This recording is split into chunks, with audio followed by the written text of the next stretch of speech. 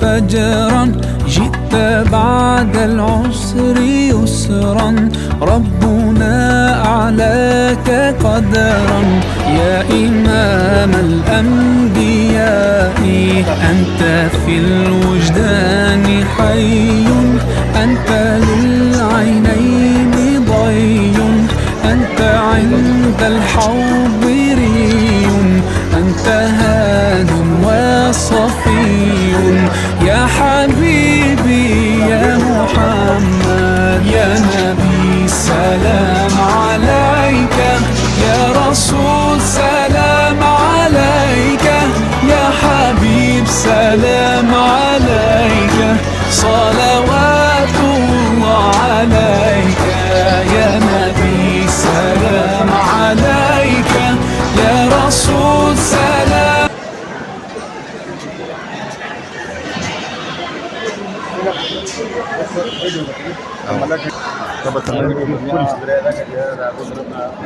نن د ملاکنډ ټي وي د پرنسپل صاحب ته ریکوست کوم چې د ملاکنډ ټي وي او جناب صلاح الدین صاحب شکریہ چې دا هغه ادا کړي.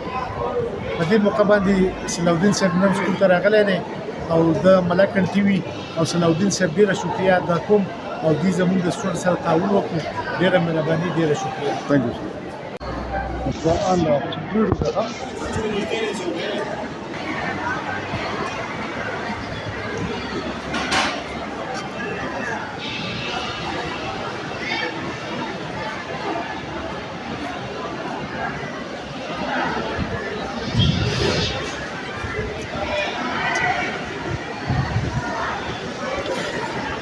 السلام علیکم ناظرین.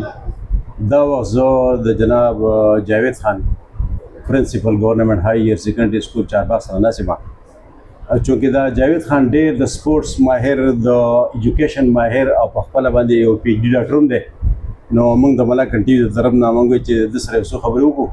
نو جناب والا زه ستاسو نه دا یو سوال کول غواړم چې موږ په خیر وایو او بیا دا تاسو نه کوم چې تاسو په لږ څه جذبې دي چې تاسو به سکول ته څه امپروومنټ ورکړئ څه به مطلب. بسم الله الرحمن الرحیم.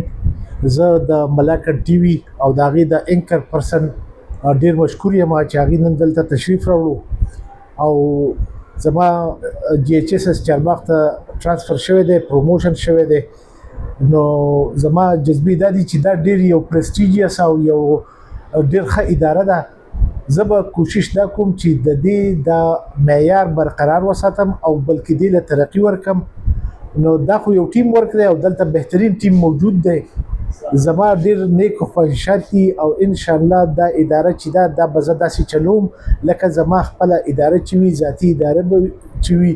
نو زه د دې علاقې دپاره او د دې سکول دپاره زه به ان شاء الله برپور کوشش کوم چې دا بهترین نه بهترین. خجي د دې نه مخکې ایاز صاحب پرنسپل صاحب هغه یو پروګرام شروع کړو چې د سکول دپاره مختلف انسنټیوز او مختلف موټیویشن پروګرام شروع کړو په طلباو کې پس مسپخنه کا.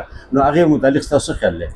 بالکل د سټوډنټ په مفاد کې چې څومره هم فیصلې وي هغه به د ایاز صاحب هغه به ان شاء الله جاري وي او دا به کوشش وي چې د ماشومانو کم ذهني لیول دی دا موږ اعلی معیار ته ورسو. او دی نن سبا چونکې کمپټیشن زمانه ده میډیکل څوک وکړي نو دی به بیا د هغې نه ایم ډي کیټ وغیره دا کلیر کوي. نو د مارکس باندې یوازې خبر نه ده چې د ذهني لیول هغې سطح ته رسېدلی چې د نن سبا د دې څومره مقابلې دي د هغې باندې پوره راځي او دی هغې کې کامیاب شي.